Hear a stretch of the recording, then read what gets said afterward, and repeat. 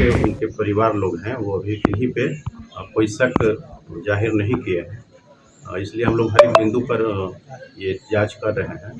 Dog squad को भी बुलाया गया है।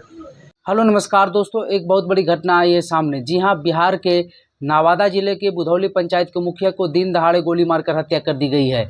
ये बहुत ही दर्दनाक घटना है। जिस प्रकार से एनडीए सरकार बार बार सवाल उठाती थी, आरजेडी गठबंधन जब महागठबंधन थी, नीतीश कुमार की सरकार थी, तो इसको लेकर जब भी किसी मुखिया प्रतिनिधि या जीते हुए प्रतिनिधि की हत्या होती थी तो ये कहा जाता था बीजेपी नेताओं की ओर से कि ये जंगल राज रिटर्न हो चुका है, 2000 पहले की स्थिति अब बन चुकी है। बिहार में कोई भी व्यक्ति अब सुरक्षित नहीं है। इसको लेकर काफ़ी सवाल उठाया जाता था बीजेपी को। लेकिन जब एनडीए की सरकार है केंद्र में भी और राज्य में, और इस प्रकार की घटना हो रही है, मुखिया को दिन दहाड़े गोली मारकर हत्या कर दी गई है। मुखिया अपने घर से बाहर निकले थे, लेकिन रात में वो घर वापस नहीं आए। सुबह जब उन्हें छान पड़ताल किया गया तो उन्हें गोली मारकर हत्या कर दी गई है। दरअसल बात ये बिहार के नवादा जिले के पकरी ब्राह्मा प्रखंड के बुधौली पंचायत के मुखिया के बारे में चर्चा हो रही है, और वे अपने नानी के घर में रहते थे। मुखिया का नाम भी हम आपको बता देते हैं।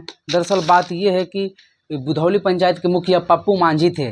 पप्पू मांझी अपने घर से बाहर निकले थे और बाहर में उन्हें गोली मारकर हत्या कर दी गई, जिसके बाद ग्रामीणों को पता चला और ग्रामीणों ने उन्हें छान पड़ताल कर मुखिया के रूप में पहचान की, और उसके बाद बवाल भी हुआ। वहाँ पर पहुँचे पुलिस ऑफिसर और सभी लोग उनकी छान पड़ताल करने की बात करिए। सुनिए वीडियो में आप।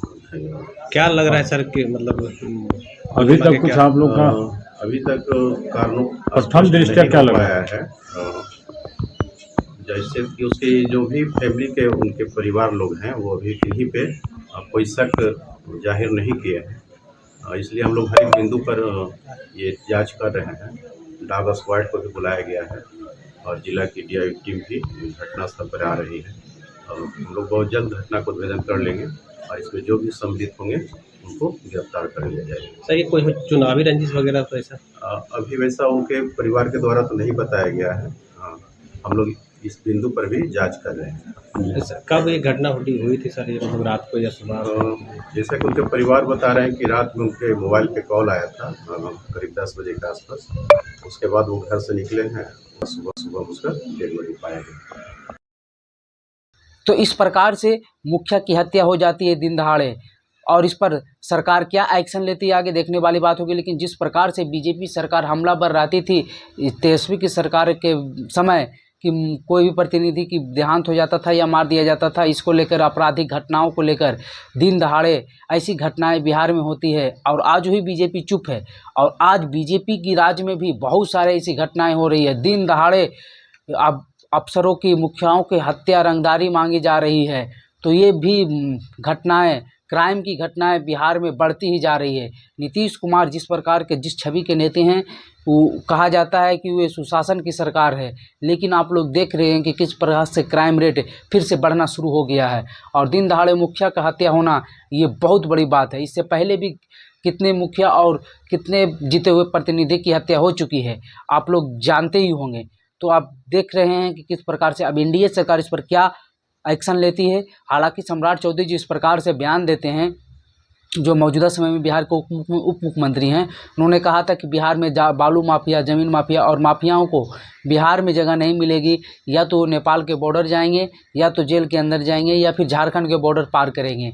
तो अब कहाँ गया सम्राट चौधरी का वो शासन ताकत?